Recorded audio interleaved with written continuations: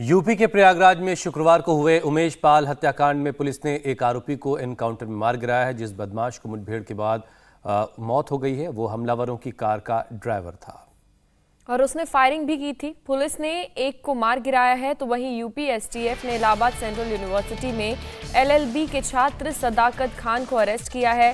सदाकत जिस मुस्लिम हॉस्टल का छात्र है वहीं हत्याकांड की साजिश रची गई थी और वहीं पुलिस ने शूटआउट में शामिल अपराधियों पर इनाम भी घोषित कर दिया है। तो अपराधियों की गिरफ्तारी के लिए पुलिस की 10 टीमें छापेमारी कर रही हैं।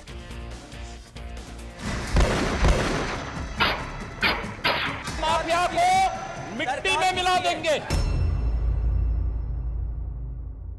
शुक्रवार को शूट आउट, सोमवार को एनकाउंटर। यूपी की असेंबली में सीएम योगी का कमिटमेंट। माफिया कोई भी हो, सरकार की जीरो टॉलरेंस की नीति है और उन माफियाओं के खिलाफ मिट्टी में मिलाने का काम उनको हमारी सरकार करेगी। पूरी मजबूती के साथ उनसे फ्रीडम ऐप से सीखकर क्या आप ड्रैगन फ्रूट का उत्पादन करते हैं? अगर ऐसा है तो आपकी जो ड्रैगन फ्रूट्स हैं 1 करोड़ फ्रीडम ऐप के जो ग्राहक हैं उन्हें बिना किसी खर्चे के आप उसे बेच सकते हैं। का कार्य करेगी। प्रयागराज में पुलिस का एक्शन। माफिया को लॉ एंड ऑर्डर पर जीरो टॉलरेंस के सीएम योगी के दावे के बाद एक्शन में आई यूपी पुलिस ने प्रयागराज में उमेश पाल हत्याकांड के आरोपी अरबाज का एनकाउंटर कर दिया।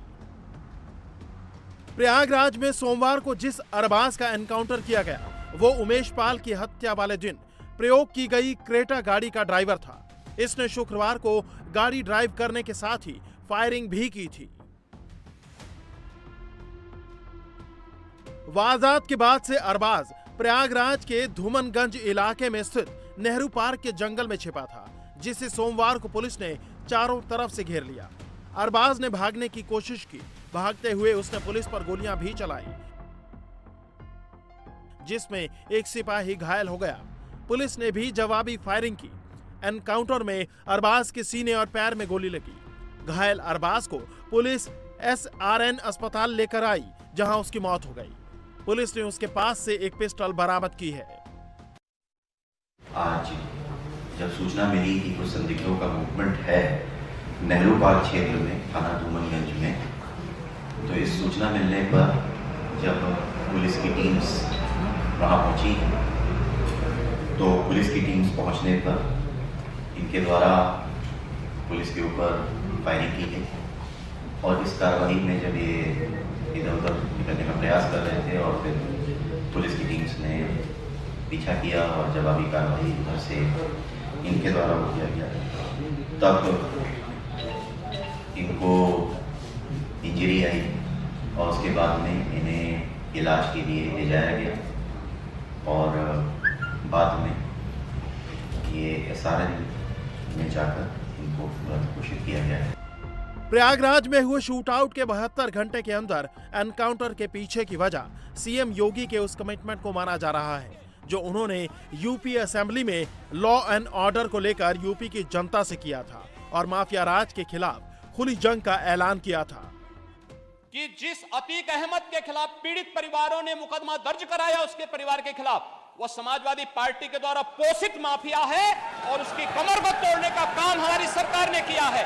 और फिर मैं कह देता हूं, इसी हाउस में कह रहा हूं, इस माफिया को मिट्टी में मिला देंगे। सरकार किसकी है?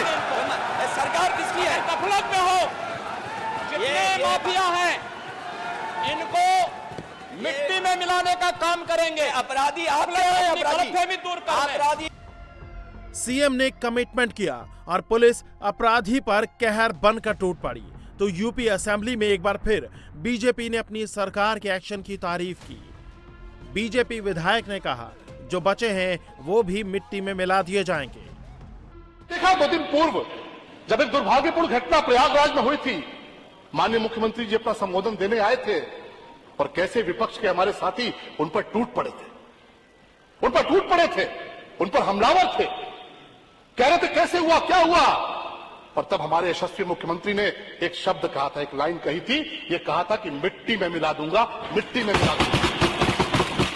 और मीडिया के सोर्सेज से जो खबरें आ रही हैं, मैं पूरे सदन को यह बताना चाहूंगा कि उमेश पाल की हत्या में एक जो अपराधी शामिल था उसको मिट्टी में मिला दिया गया है, पुलिस ने उसको एनकाउंटर में मार गिराया। ये योगी आदित्यनाथ जी की सरकार है।